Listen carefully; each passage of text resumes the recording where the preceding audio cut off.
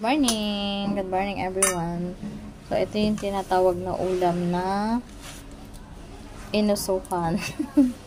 Inusukan, pinagpawisan. Kasi habang iniihaw mo siya, pinagpapawisan ka dahil mainit.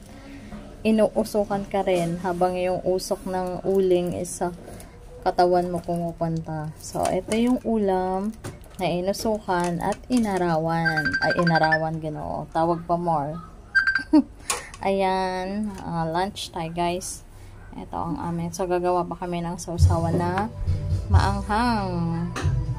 Meron tayo ditong ano kasi bawal siyang ipakita kasi alam kong hindi siya ang pasado sa ating lolo. Bawal siyang ipakita. So, guys, gusto ng ulam. Gusto niya ng ulam? Mainit na mainit pa. Kakaihaw lang yan. Bangos. So, wala siyang cheese ngayon. Wala na nagtitinda ng cheese. Bawal na daw ang cheese kay Mateo. Kaya ito na lang muna.